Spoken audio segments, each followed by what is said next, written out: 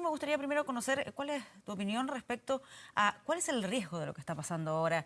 Tiene que ver con las investigaciones que están en pleno desarrollo. ¿Dónde hay que poner atención sobre esto? Bueno, lo primero que esto es cada vez una madeja que se enreda más, con más ingredientes, ingredientes a veces inconexos y que nos van perdiendo el foco de lo principal. Recordemos cuál es la causa principal que tenemos acá. Corte de Apelaciones de Rancagua, ministros de la Corte que están siendo imputados de delitos de extrema gravedad, algunos delitos que tienen que ver más bien con tráfico de influencia, cómo se generan las posiciones dentro del Poder Judicial y en auxiliares de la Administración de Justicia, como el caso de los notarios, pero en un caso muy grave, la ligación entre crimen y fallos judiciales. O sea, Y eso de es lo los que se estaba jueces investigando. terminamos ahora hablando de los fiscales. ¿Crees que acá puede haber existido alguna intencionalidad detrás de esto para que se desviara la atención de esa investigación? Evidentemente todo se tiene que investigar y está bien que se investigue si el fiscal Arias ha actuado bien y el fiscal Moya ha actuado bien. Pero a uno le llama la atención la temporalidad de los hechos que se denuncian. Recordemos que los funcionarios públicos están obligados a hacer las denuncias apenas tengan conocimiento de la constitución de algún delito, un presunto delito, por lo cual uno se pregunta de por qué en este caso se está hoy día destapando esta olla, podríamos decir. Y por otro lado, que efectivamente con tanta filtración que ha habido y filtración tan parcial, cada día estamos hablando de una nueva filtración y nos empezamos a olvidar del caso principal. Y acá estamos hablando de una verdadera crisis, porque si lo de Rancagua ocurre en otras cortes de apelaciones, claramente el problema sería mucho mayor. Y eso es lo que tenemos que investigar, eso es lo que la justicia tiene que determinar rápidamente. Y en 2 días más va a ser formalizado un expresidente de una corte de apelaciones. O sea, no hay que perder el foco, Alberto, perdón, en lo que está ocurriendo con los jueces más que con los fiscales, independiente de que todo esto se pueda seguir investigando por canales separados, ¿no? A nuestro juicio, sin duda. Por lo demás, porque lo de los fiscales ha tomado las causas, los cauces que tiene que tomar. Por un lado, la investigación administrativa que tiene el fiscal Ayala y por otro lado, ahora va a iniciarse la investigación penal.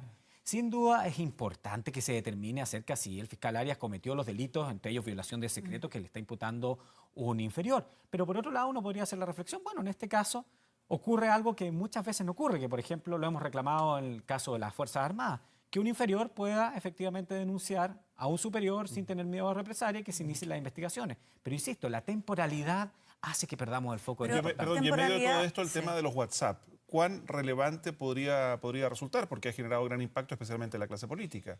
Yo creo que estaríamos en el peor de los mundos si uno pensara que un fiscal regional va a sentirse presionado para bien o para mal por un Twitter. Que eso finalmente es lo que piden 2 personas que en ese momento, una de ellas sí era alcalde y la otra no era alcalde, y claramente sería raro que esa fuera la presión que se buscaba. Evidentemente, no tiene mayor relevancia, que no tendría mayor relevancia. Sí, claro, aparecería que de ese WhatsApp, de ese Twitter que se emite por consejo de Andrés Chadwick al alcalde de Rancagua, cambió el actuar del fiscal Arias, claro, pero es difícil pensar que por un Twitter uno cambie de opinión. Perdón, pero también hay un mensaje ahí que a algunos ha llamado mucho la atención cuando el alcalde escribe, está disponible, Andrés lo conoce, es eficiente 100%, refiriéndose al fiscal regional. Claro, bueno, y esa es la ligación entre mundo político, fiscalía, mundo político y jueces que tiene que determinarse. No olvidemos que esto se va a repetir mucho, que tiene que ver con el llamado por teléfono, el agradar a ciertas personas que son importantes dentro de la región. Y para estos nombramientos, lamentablemente, se sabe que existen prácticas que son casi tan antiguas como la República, como el besamano por una parte, pero como el pituto por otra. Entonces, hoy día la verdad que estamos hablando de muchas prácticas que son muy generalizadas, que tienen que terminarse, y quizás estos WhatsApp hablan de esa cercanía que a veces no es muy sana, o de todo, mejor decirlo, no es sana entre el mundo político y el mundo jurisdiccional. Pero puede que esos WhatsApp tengan también que ver con la situación que se dio en su momento con la investigación del caso Cabal, Germán Chadwick. Lo digo porque eso aparece dentro de la denuncia que hace el fiscal Sergio Moya. O más bien, ¿consideras que si habían reparos se debieron haber hecho en esa época y no ahora? Bueno, eso es lo relevante. El fiscal Moya debió haber hecho los reparos en ese momento. Él dice que representó a su superior, pero acá estamos hablando que él está imputando delitos. Por eso se abre una investigación penal, no una mera investigación administrativa, que también se abre. Y él debería haber denunciado esos delitos en esa época. ¿Es importante que de todas formas se hayan denunciado los delitos? Sí, con esto no quiero restar al fiscal Moya su labor, pero por otro lado la temporalidad, insisto, nos pierde lo importante. Y recordemos que si estamos hablando de tráfico de influencia, Hay casos mucho más graves en la misma Corte de Apelaciones de Rancagua, con notarios, con jueces de garantía, cuyos nombramientos están fuertemente cuestionados por las presiones políticas. Ahora, en aras de una mayor transparencia, justamente, Alberto, ¿qué es lo que falta? ¿Dónde está el eje acá? El gobierno incluso ha planteado en revisar la forma de designación, de evaluación de los propios magistrados. ¿Es ese el punto? Es uno de los puntos, siempre es bueno revisar, pero lo importante es que el remedio no sea peor que la enfermedad. No vayamos a terminar con un sistema donde el control político sea mucho mayor que el control técnico. Por ejemplo, en el caso del Ministerio Público, para los fiscales regionales, claramente debiese eliminarse la facultad de las Cortes de Apelaciones de hacer ternas y debiese seguirse una carrera funcionaria, que el fiscal regional pudiera venir del dentro del organismo, etcétera. Y en el caso de los jueces superiores, bueno, terminar de una vez con esta lógica del cuoteo, que yo elijo 2, después te toca a ti elegir otros 2 y que efectivamente podamos tener un sistema de check and balance que funcione mucho mejor. Desde esa perspectiva, ¿qué le parece lo que han planteado algunos parlamentarios de que pueda existir una suerte de acusación constitucional contra los fiscales? La peor de las soluciones, porque evidentemente ahí los fiscales estarían más bien preocupados de la reacción que pudiese tener la Cámara de Diputados o alguna mayoría o una minoría.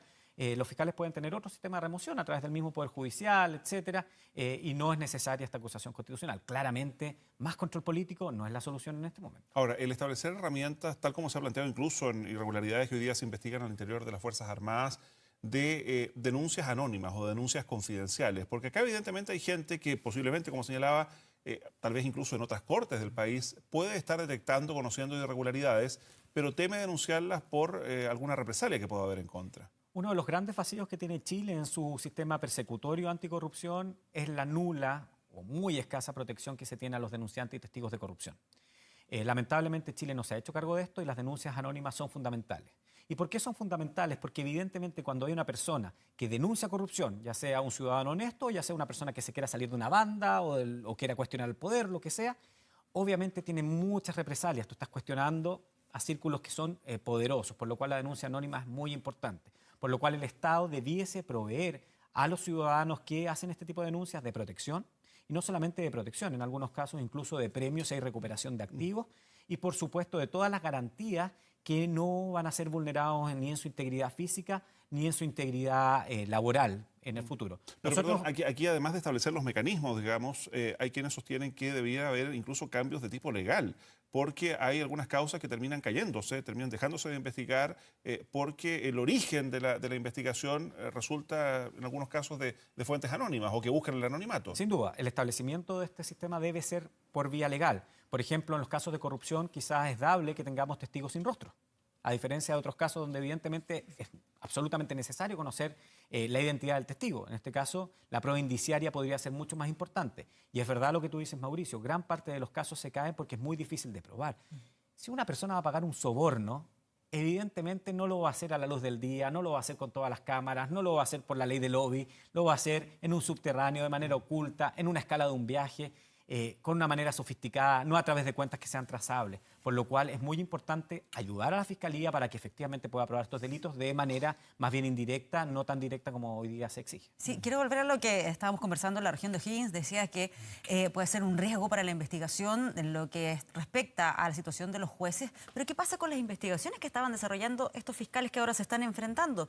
Especialmente ahí un caso emblemático que es el de los abusos en la Iglesia Católica y el eventual encubrimiento.